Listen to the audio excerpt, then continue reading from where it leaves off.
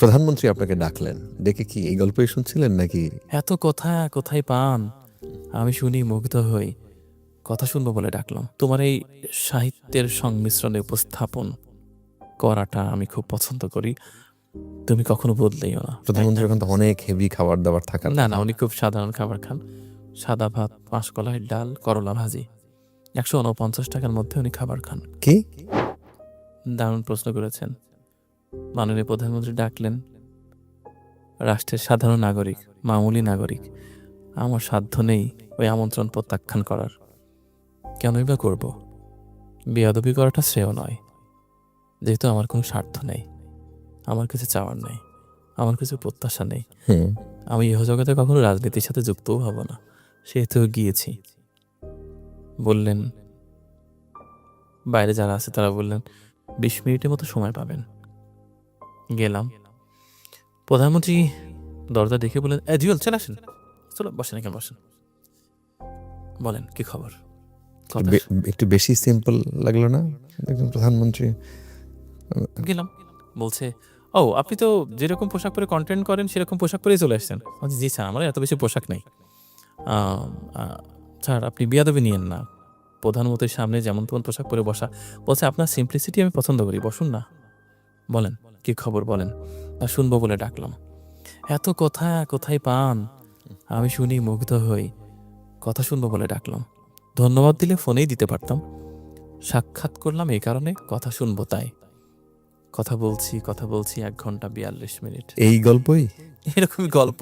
রবীন্দ্রনাথ, নজরুল, চর্যাপদ। উনি শুনছেন, আমি বলছি। কখনো কবিতার লাইন, কখনো মহাদেব সাহের কবিতা, কখনো নির্বন্ধ। তিনি সাহিত্য নিয়ে কিছু বলেছেন?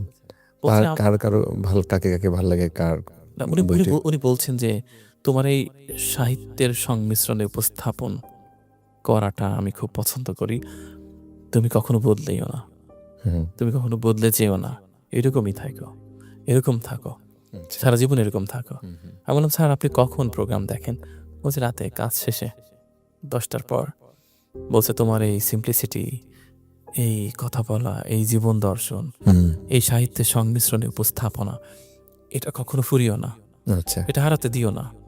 এটা চলমান থাক, নদীর মতো বইতে থাক। আচ্ছা। এই নদীতে কখনো চর না জাগুক। আমি বলছি, স্যার আপনি তো সাহিত্যিক হয়ে গেছেন। বলছে, না, এত শিল্প সাহিত্যের কথা শুনলে জুয়েল, এরকম তো কথা আসতেই পারে। ২০ মিনিট সময় দিলেন। বাইরের কর্তব্যরত ব্যক্তিবর্গ ১ ঘন্টা ৪০ মিনিট হয়ে গেছে। আর বেরোচ্ছেন মাগরিবের না? আজান পড়ে গেল। আমি পরে বলছি, স্যার আমাদের ওঠা উচিত।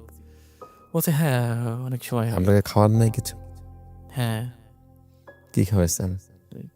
প্রধানমন্ত্রীর এখন তো অনেক হেভি খাবার দাবার থাকার না, কথা। উনি খুব সাধারণ খাবার খান। সাদা ভাত, মাসকলাই ডাল, করলা ভাজি। ১৪৯ টাকার মধ্যে উনি খাবার খান। কি? ১৪৯ টাকার মধ্যে উনি সচিবালয়ে অফিস টাইমে খাবার খান। এটি উনি আমাকে জানিয়েছেন এবং আমরা, এটা কি অফিসের খাবার? হ্যাঁ, অফিসে সবাই এরকমই খায়। অফিসে খাবারের বাজেট, সচিবালয়ের ক্যান্টিনে হ্যাঁ, খাবার? আমি জানি ওখানে ১৪৯ টাকার খাবার তো।